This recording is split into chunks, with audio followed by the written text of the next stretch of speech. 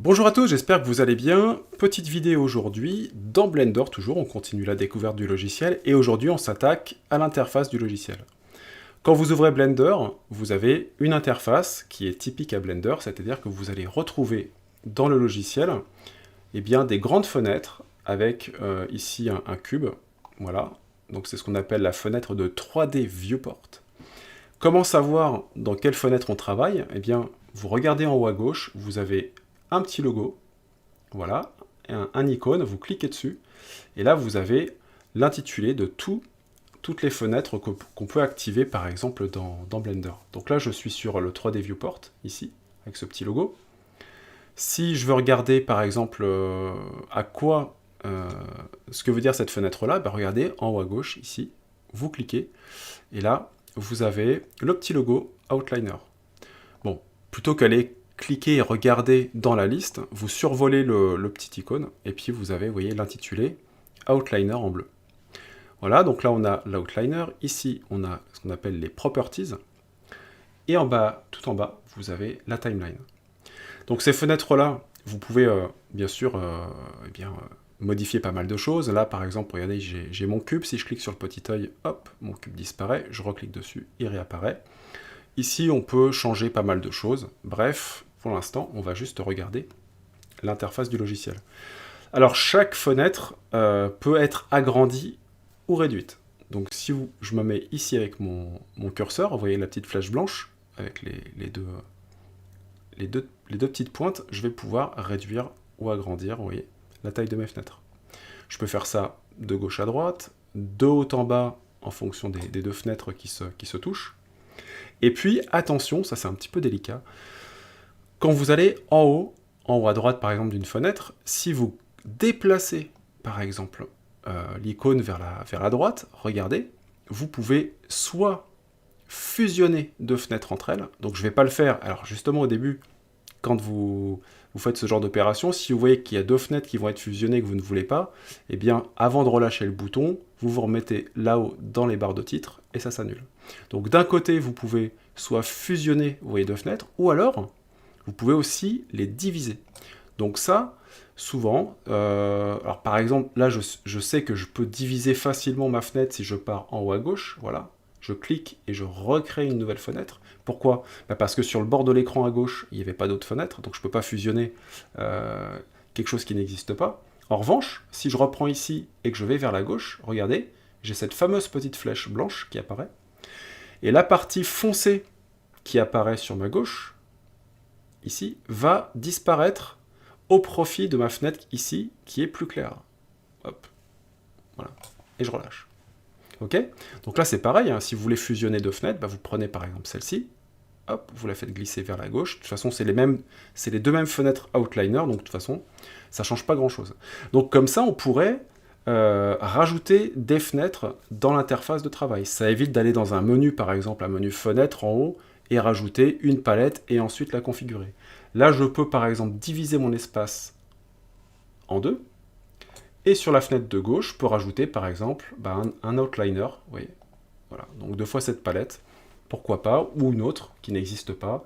On pourrait par exemple utiliser le UV Editor ici. Voilà. Et puis finalement, j'en veux pas.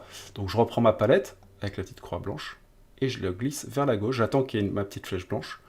Et là, puisque c'est la fenêtre ici qui est plus foncée que l'autre, c'est elle qui va disparaître par défaut.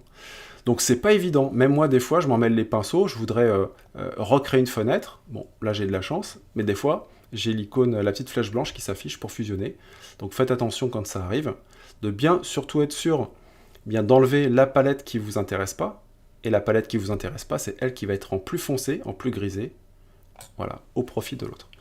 Voilà, donc on a plein de petites fenêtres comme ça. La fenêtre, timeline, on pourrait par exemple l'enlever si ça ne nous intéresse pas. Dans ce cas, je prends le petit, voilà, la séparation qui est entre les deux et je glisse vers le bas. Voilà. Alors soit ça divise, soit si je remonte, vous voyez que c'est plutôt la petite flèche ici qui fusionne les palettes. Donc avec un peu de chance, si je remonte, voilà, et que je touche cette palette, alors là attention, si je relâche, c'est la palette foncée, donc c'est le 3D Viewport qui va disparaître. En revanche, si je vais vers le bas, vous voyez qu'il se passe complètement l'inverse. Donc là, je relâche, et c'est bien ma timeline qui va disparaître. OK? Donc voilà par rapport à la gestion des fenêtres. Si vous voulez revenir à zéro, ben vous recréez un nouveau document, Files, New par exemple, Général. Là, je ne vais pas sauvegarder mon document, et ça reprend l'interface par défaut. Donc voilà au niveau de la gestion des fenêtres. Si vous voulez avoir juste une fenêtre active, par exemple, moi je veux juste mon 3D Viewport parce que j'ai un écran qui n'est pas très grand, et puis je veux essentiellement travailler dedans. Ben, je clique sur la fenêtre active, ici, j'appuie sur CTRL et barre d'espace, et dans ce cas, ça passe cette fenêtre-là en plein écran. Vous voulez revenir à 0, ben vous refaites un CTRL, barre d'espace, et ça remet tout à 0. Donc voilà déjà une petite introduction sur les fenêtres. Maintenant, on va regarder tout en haut les différents espaces de travail. Donc là, on est sur l'espace de travail Layout. Là, j'ai Modeling. Ensuite, j'ai Sculpting. Donc vous voyez qu'à chaque fois, qu'est-ce qui se passe? Eh bien, on change complètement d'univers, on change complètement d'espace de travail. Donc à la fois, vous avez vos fenêtres qui changent automatiquement. Vous avez également pour le Sculpting, ici, vous pouvez avoir donc la barre de gauche qui change. Voilà. UV Editing. Voilà, bon, c'est revenu. Donc voilà, donc vous voyez que le sculpting, ce que je voulais vous montrer tout à l'heure, vous avez la petite barre qui change. Rendering, compositing, etc. Donc c'est ce qui fait qu'au début, c'est vrai que Blender, ça peut être très déstabilisant. Mais une fois qu'on a compris l'interface, et comme dans tous les logiciels, je peux vous dire que ça devient assez simple, en restant dans l'espace de travail au début, eh bien, où vous avez votre zone de confort. C'est vrai que je déconseille vraiment d'aller jouer dès le départ avec ces espaces-là, ça serait un peu déstabilisant. Voilà déjà pour la découverte. Maintenant, on va aller dans les préférences du logiciel. Donc, édition, préférences. Alors, pourquoi on irait dans les préférences du logiciel? Parce que, avant même de travailler dans Blender, on peut très bien se dire, non, mais moi, l'interface foncée, j'aime pas trop. On peut tout à fait le changer. Ici, vous cliquez par exemple dans les thèmes, ici, du logiciel. Ici, vous avez les presets. Donc là, on est sur un environnement qui est foncé, mais je pourrais très bien avoir une version de Blender qui est beaucoup plus claire. Voilà. Donc plein de possibilités, l'interface de Maya, par exemple. Voilà. Alors, quel est le conseil? Moi, je vous conseille de rester vraiment sur une interface foncée. Pourquoi? Parce que déjà, ça fatigue moins les yeux. Si vous passez des heures à modeler, je peux vous dire qu'à la fin, vous allez avoir peut-être mal aux yeux, et puis surtout, quand vous regardez des tutos, les tutos, généralement, vous avez la même interface, donc dans un premier temps, ça vous permet peut-être d'être moins déstabilisé. Ensuite, vous avez plein d'informations, notamment ici, vous avez ce qu'on appelle les add-ons. Les add-ons, c'est des petits programmes supplémentaires, des petites fonctions, comme s'il n'y en avait pas assez, que vous pouvez rajouter. Ici, vous avez notamment le système. Donc ça permet d'aller contrôler, d'aller checker notamment quelle carte graphique vous avez, si vous avez des soucis ou justement si votre carte graphique n'est pas identifiée. Et puis beaucoup de possibilités, mais ça on le verra un petit peu plus tard. Input, navigation, keymap. Donc ça permet vraiment de changer la configuration de base du logiciel.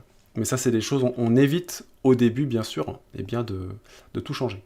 Et je reviens tout en haut sur l'interface, puisque là, vous pouvez changer la langue. D'accord, on est en anglais, mais je peux très bien passer Blender en français. Je vous invite à le faire juste pour regarder. Alors des fois, ça permet peut-être aussi de mieux comprendre notamment la palette préférences. Mais très rapidement, si vous faites d'autres tutos, eh bien, vous verrez que les tutos sont en anglais. Alors, ne vous inquiétez pas, c'est pas... Franchement, on s'y fait, moi le premier. Notamment quand on fait un scale, on dit un scale parce qu'on parle avec la langue de notre ami Blender. Voilà. Juste pour terminer, vous pouvez en exercice donc, vous amuser à agrandir les palettes, à les subdiviser, et puis ce que vous pouvez aussi faire, c'est que vous pouvez vous créer aussi votre propre espace de travail. C'est-à-dire que là-haut, vous avez un petit plus à la fin de tous les panneaux, tous les menus. Je peux me créer mon propre espace de travail à partir d'un espace de travail existant. C'est-à-dire que moi, tiens, je vais me créer un deuxième layout, général, layout, voilà, qui s'appelle layout.001. Donc je double-clique dedans, puis je vais le renommer, je vais l'appeler Fred par exemple, voilà. Et ben dans mon espace de travail, je peux tout modifier. Donc je peux rajouter, si je veux, comme tout à l'heure, une deuxième fenêtre, comme ça. Là, pourquoi pas mettre un UV Editor, voilà. Et puis maintenant, si je switch entre mon espace layout, voilà, qui est lui l'espace de base, et ben je peux revenir sur mon espace Fred ici, voilà. Et vous voyez que ça s'est mémorisé. Par défaut, ça se mémorise que dans le fichier. C'est-à-dire que si vous quittez Blender et que vous réouvrez, et ben cet espace de travail n'existera plus. Ok? Donc je vais quitter Blender pour vous montrer. Je ne sauvegarde pas. Je réouvre Blender. Mon espace de travail n'existe plus.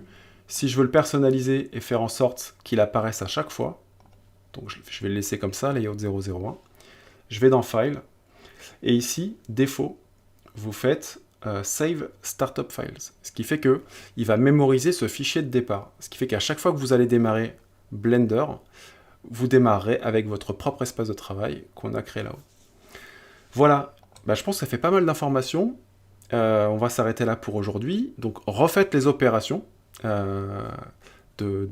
d'agrandir les fenêtres, de changer un petit peu les icônes, histoire de vous familiariser un peu. Et puis la prochaine fois, on continue.